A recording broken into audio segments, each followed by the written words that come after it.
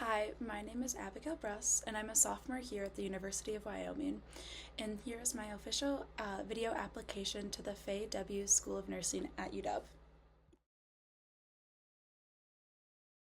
So the first question you guys asked about had to talk about ethical dilemmas. And the experience I want to talk about happened in high school when I was walking through the hallway and I saw one of my friends who happened to have special needs getting bullied by a group of boys. And the thing that broke me was those group of boys, I did know some of them and I was friends with them. So it broke me to watch these kids bully and torment a kid with special needs. And this boy with special needs didn't have the capacity or the ability to speak up for himself.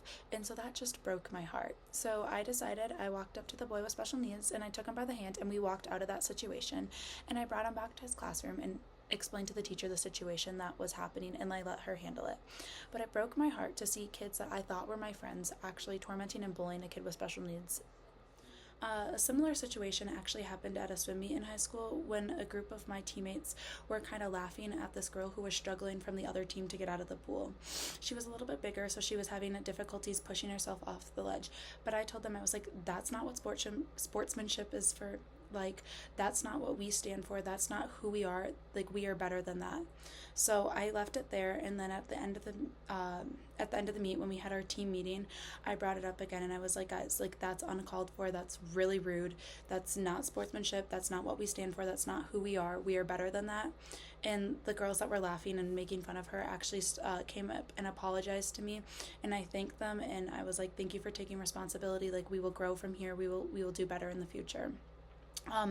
Both of these experiences have taught me that ethical behavior requires courage and accountability.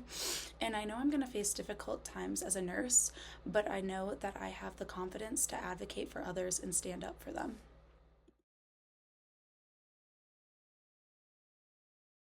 So the second question has to do with collaboration.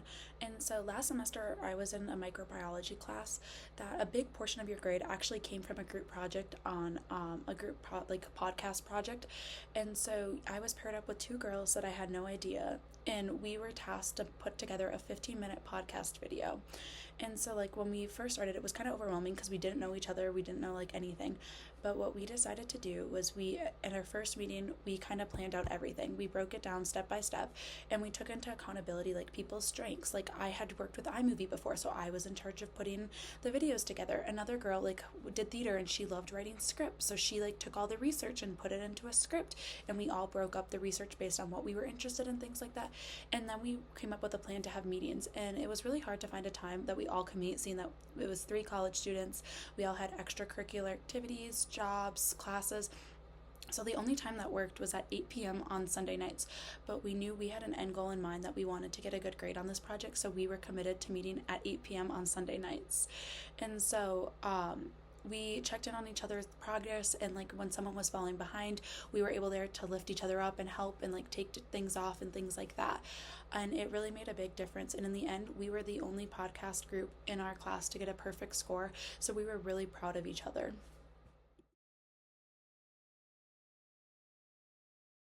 Question is about a time you experienced negative feedback. And this happened during my first season of collegiate swimming.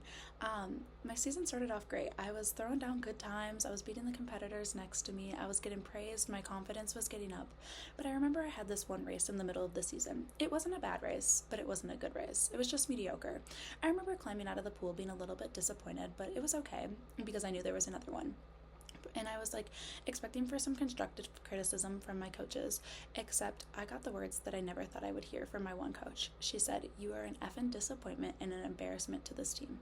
In that moment, I was stunned. I had never experienced such harsh feedback, and it was delivered in such a harsh way. At first, I felt discouraged and even a little bit disappointed in myself. But as I went through my cool down, I realized I had 2 ways to respond. I could let those words tear me down and define me, or I could move forward. We still had half the season to go. And so I went back, I watched the video, I analyzed it, and then each day in practice, I picked one thing that I could improve upon, and I worked harder. And it all paid off at the end of the season when I went my best time ever, and I was very proud of myself, and my coach was too. This experience where I experienced the harsh criticism has taught me so much about resilience and professionalism.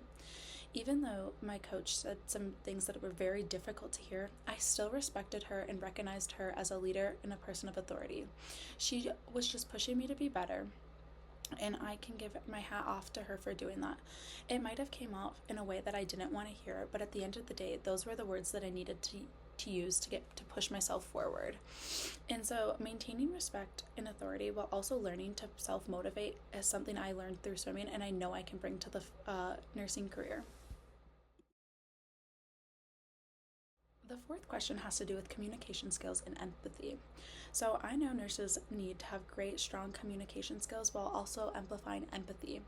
So I've been fortunate enough to develop some of these skills throughout my experiences. One way I learned how to have strong communication skills was when I was a coach for the Special Olympics swim team. I was tasked to work with kids of all disability levels, all different ages. There were some children under, I think the youngest was like 7 and the oldest was like 55. So we had a wide range of swimming abilities, intellectual abilities, physical abilities, and just all of that. And so at first it was kind of daunting because I didn't know the best way to come across. But I realized I needed to do or respond in a way that was effective to each swimmer. So I learned some swimmers learned best if I broke the skill down basic by basic. We went really slow through every little step. Some of them responded the best if I got in the water and demonstrated, and some of them didn't want anything but positive feedback. The positive feedback is what fueled them. And so at the end of the day, when I got to watch them at their end of the season meet and they competed and they all just got finished their race with the biggest smile, that was the reward.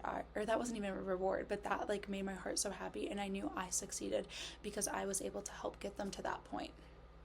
Another time I experienced empathy with communication was when I was a Best Buddies leader in high school. Best Buddies was a program that allowed kids to work with kids with intellectual and physical disabilities and get them involved within our school community and make them feel more connected with everyone else. And so there was this one girl that I grew pretty close to pretty quickly. She struggled with anger management and controlling her emotions. Sometimes she would have these outbursts within class or in the hallways that would be a little bit of a disruption, but she was a good kid. She just had troubles controlling her emotions. And at the first couple times that happened when I was around, I get a little bit flustered because, you know, when someone's yelling and like throwing things and stuff like that, it can be overwhelming. But I quickly learned that if I stayed calm and I helped her through it, she could get through it and it was going to be okay. And sometimes that meant I needed to talk her down and like give her some positive reinforcement and remind her she's going to be okay. Other times that meant I was the punching bag. I absorbed her negative comments and things like that, and I just sat there and listened. But she taught me a great skill, and that is communicating doesn't always have to be saying the right words. Sometimes it's just listening to the person and letting them get what they need off their chest and just listening. That can be the most effective skill within communication. Both of these experiences have shaped the way I understand empathy and communication. They taught me the real connections come from trust, listening, adapting, and working with the person. And I know those are all skills I can carry into my nursing career.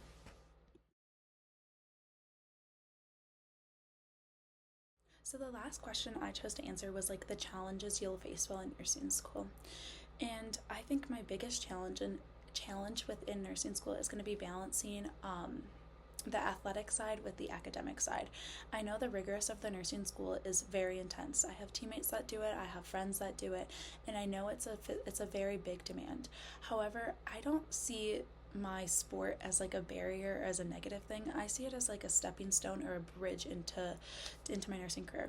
Yes, swimming is my passion, but ultimately nursing is my life goal. Like I've known I wanted to be a nurse since I was a little kid, and like that's my end goal. And I think I've learned so many skills within swimming, like resilience, hard work, dedication, having a passion. I've learned all of those things, time management even, from swimming, and I know I can transfer that over into the nursing school program and as a nurse. I also know it's an academically rigorous program as well as an emotionally vigorous program. You're getting put into clinicals. You're going to see things that you haven't seen before. However, I believe I possess the skills because of the level of athletics I've been at. I've seen it. I have the grit. I have the determination. I have the teamwork. And I believe that's what's going to set me apart from my peers. And those are going to be my greatest challenges. But I have the strengths and I possess the skills that will allow me to get through it. Now that we made it through all the questions, I just want to say thank you. I hope you have a clear sense of the person I am, the qualities I possess, and the reason why I want to become a nurse. I look forward to hearing your decisions. Thank you.